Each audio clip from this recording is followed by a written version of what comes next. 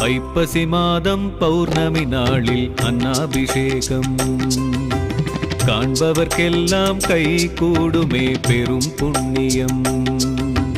ஐப்பசி மாதம் பௌர்ணமி நாளில் அன்னாபிஷேகம் காண்பவர்க்கெல்லாம் கை கூடுமே பெரும் புண்ணியம்.